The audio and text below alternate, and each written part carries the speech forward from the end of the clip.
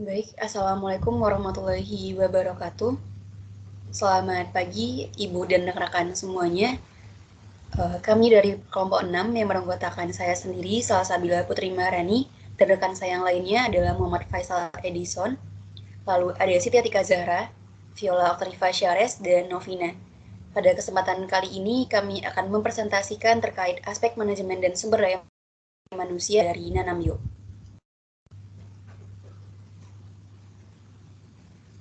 Baik, untuk poin pertama diawali dengan bentuk usaha dan rencana kerja. Poin ini akan langsung saya jelaskan sendiri. Nah, dari bentuk usaha kerja dari Nanamyu ini adalah berupa bisnis digital di bidang pertanian untuk masyarakat. Nah, dari bisnis ini akan menjadi suatu solusi kepada masyarakat dalam penyaluran hasil pertanian ataupun kebutuhan dengan lebih cepat dan lebih mudah. Rencana kerja yang terdapat pada Nanamyu ini adalah menciptakan aplikasi yang bertujuan untuk memudahkan petani dan memberikan edukasi seputar pertanian kepada masyarakat, lalu dengan membentuk struktur organisasi perusahaan yang terdiri dari beberapa divisi, antara lain adalah divisi pemasaran, divisi IT dan operasional, divisi keuangan, divisi personalia dan human resource, yang dipimpin oleh seorang direktur utama. Next.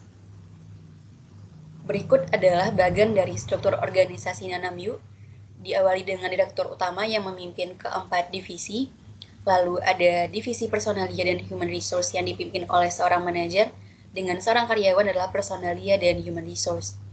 Lalu ada divisi kedua, itu adalah IT dan operasional yang dipimpin oleh seorang manajer IT dan operasional, yang terdiri atas 3 karyawan, itu adalah karyawan UI UX designer, karyawan mobile developer, dan karyawan mobile programmer. Lalu divisi ketiga adalah keuangan yang dipimpin oleh seorang manajer keuangan dengan 2 orang anggota adalah karyawan keuangan dan karyawan investasi. Dan terakhir adalah divisi pemasaran yang dipimpin oleh seorang manajer pemasaran dengan seorang karyawan pemasaran. Next.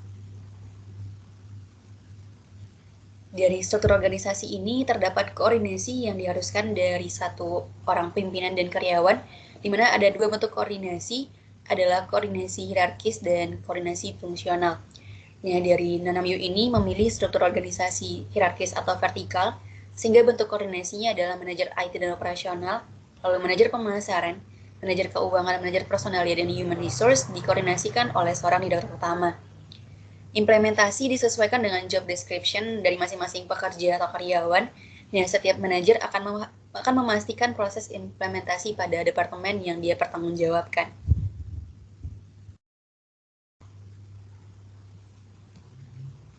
Next, pada controlling. Di sini untuk pelaksanaan pengawasan atau controlling dari Nanamyu ini adalah seorang manajer IT dan operasional melakukan pemantauan terhadap kinerja mobile developer, mobile programmer, dan UI UX designer.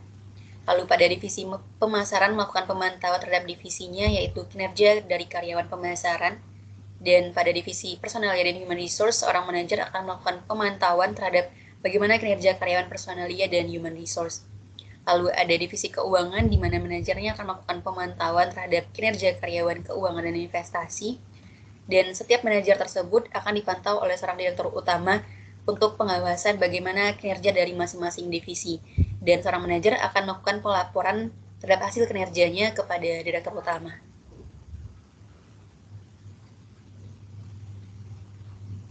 Next. Untuk perencanaan sumber daya manusia akan dijelaskan oleh Novina. Dan Novina dipersilakan.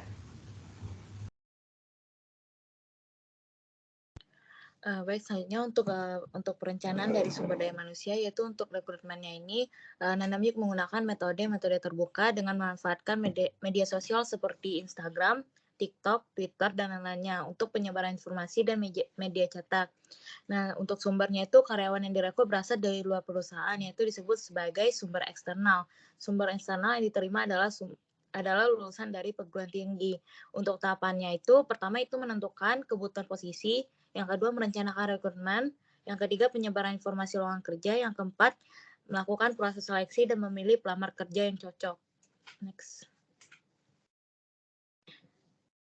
Selanjutnya untuk tahapan seleksi, di mana metode yang digunakan merupakan pendaftaran, administrasi, wawancara, dan pelatihan. Untuk sistem kompensasi yaitu pelamar dapat melakukan seluruh kegiatan seleksi tanpa sistem gugur. Dan terakhir itu tahapan administrasi wawancara seperti tes psikologi dan kesehatan serta penentuan penerimaan. Next. Lalu untuk orientasi ini bertujuan agar karyawan baru dapat beradaptasi dalam kondisi lingkungan kerja sebelum ditempatkan di bidang kerjanya masing-masing. Nah, untuk tahapan orientasi ini, pertama kita harus menyambut karyawan baru, kedua memberikan wisata kantor, yang ketiga yaitu memberikan employee kit dan contact person, yang keempat memberikan bekal dan informasi terkait peraturan perusahaan ini.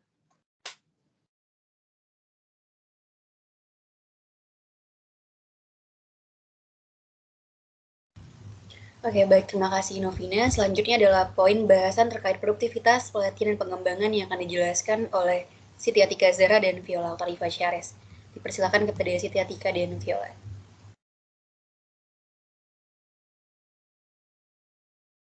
Baik, untuk produktivitas, yaitu produktivitas ini berkaitan dengan waktu, di mana untuk jam kerja dari perusahaan 66 Yuk sendiri itu sekitar 8 jam, yaitu dimulai dari pukul 8.00 sampai 16.00 WIB.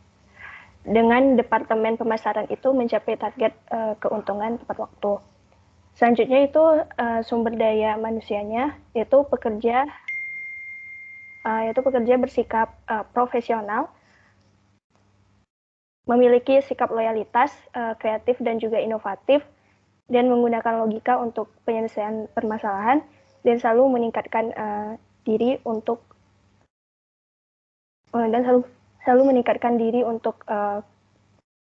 peningkatan karyawan.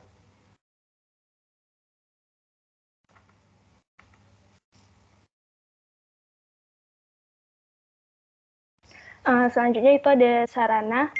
Terkait dengan sarana, itu menyediakan fasilitas seperti kursi, meja, alat tulis, dan barang elektronik. Setelah itu memilih peralatan sesuai kualitas dan anggaran perusahaan. Dan juga untuk produktivitas ini berkaitan dengan prasarana, di mana perusahaan itu menyediakan tempat kerja yang layak seperti gedung dan ruang kerja, dan juga menyediakan ruang ibadah untuk karyawan, kantin, dan ruang istirahat pekerja.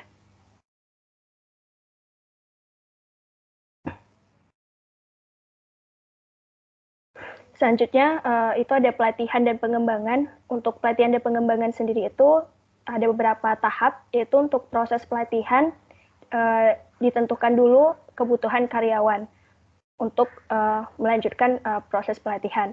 Setelah itu menempatkan pekerja dalam mengambil alih jabatan dan juga memberikan pendalaman partisipasi relevansi kepada pekerja. Selanjutnya merancang prosedur pelatihan, yaitu dengan studi kasus, presentasi, ataupun instruksi pekerjaan. Yang terakhir, proses pelatihan ini yaitu mengevaluasi keefektifan pelatihan dengan uji coba pekerja pada pekerja. Selanjutnya dilanjutkan dengan pengembangan, yaitu untuk pengembangan sendiri untuk meningkatkan kreativitas dari karyawan itu sendiri, yaitu dengan memberikan studi kasus kepada karyawan untuk menyelesaikan permasalahan yang ada di perusahaan, memberikan kesempatan kepada karyawan, yaitu dengan berupa pemberian ide ataupun saran dari karyawan ke perusahaan, memberikan penghargaan kepada karyawan yang berprestasi, dan memberikan pembelajaran aksi atau pelatihan lanjutan.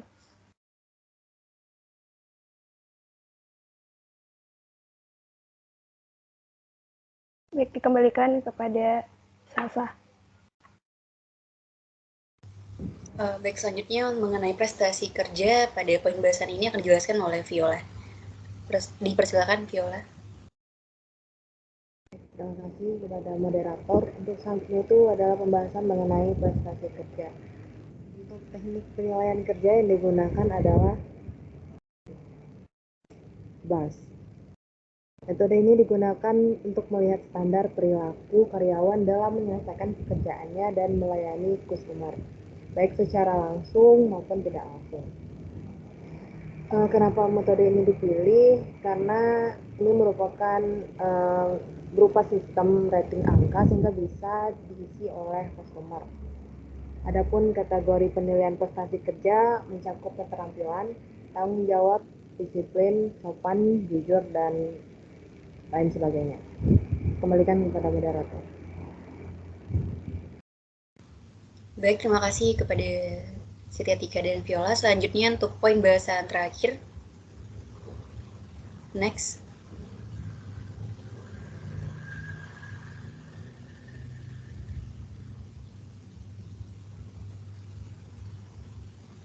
Pada poin bahasan terakhir setelah produktivitas ialah akan mengenai K3 dan pemberhentian. Nah, pada poin ini akan dijelaskan oleh Faisal. Kepada Faisal dipersilakan.